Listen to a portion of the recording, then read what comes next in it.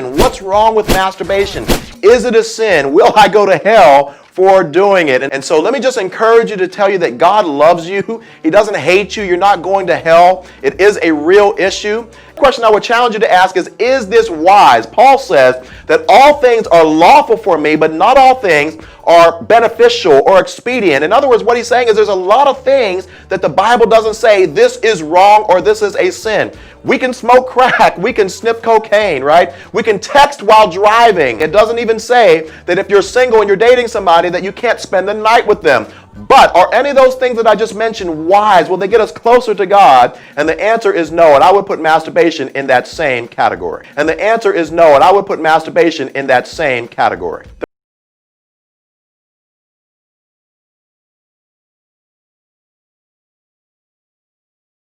For all that is in the world, the lust of the flesh, and the lust of the eyes, and the pride of life, is not of the Father, but is of the world. And the world passeth away, and the lust thereof. But he that doeth the will of God abideth forever. Matthew 5, verse 28, all the way down to verse 30, Jesus said, I tell you that anyone, there's that word anyone again, he's addressing this huge crowd of people, saved and unsaved, and he's telling them, anyone. So obviously, folks, that means even those who had already been saved. Anyone who looks at a woman lustfully has already committed adultery with her in his heart. If your right eye causes you to sin, gouge it out and throw it away. It is better for you to lose one part of your body than for your whole body to be thrown into hell. And if your right hand causes you to sin, cut it off and throw it away. It is better for you to lose one part of your body than for your whole body to go into hell. So clearly Jesus is speaking right here about going to hell through lust, and anyone going to hell through lusting in the heart after somebody of the opposite sex. A man lusting after a woman, or vice versa. It's adultery in the heart. There's more than one way to commit adultery. And Jesus said here, that sin will drag you to hell. If you can't get the victory over it any other way, he says, gouge your eye out. Folks, you should be able to get the victory over it. His blood cleanses and liberates from sin addiction. He's saying, gouge your eye out. It's better for you to lose one part of your body than for your whole body to be thrown into hell. Now, I venture to say, of all the people that will ever hear this message, there aren't too many that are millionaires that will hear it. But if we were all millionaires, I do believe almost 100% of us would give $1 million easily to keep our right eye or to keep our right hand, rather than to gouge it out or cut it off. Wouldn't you agree?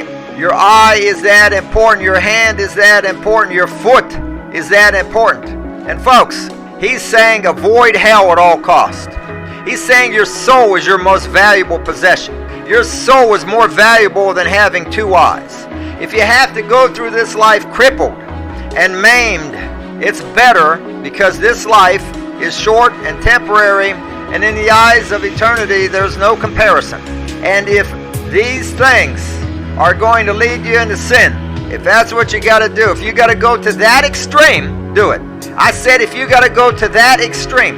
I wonder how many people listening to this message realize that you might have to do some extreme things to stay pure in heart. Would you be willing to do extreme things? If Jesus stood before you right now and he said, you must get extreme about living clean and holy or you will go to hell, would you do it?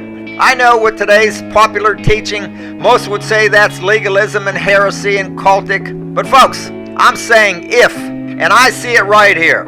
This is shouting out to me, get extreme if you have to. Keep the sin out. You don't have to sin this way. You don't have to do that. Too many people I have encountered think that everybody is always lustful. Folks, if that was the case, then everybody would go to hell, according to this passage. This passage says lust will drag you to hell. If everybody was lustful, everybody would go to hell, according to what Jesus taught here. And notice, from Matthew 5:22, you could go to hell through your words. Here you could go to hell by lusting through your eyes. You see something with your natural eyes, you lust in your heart, you go to hell that way.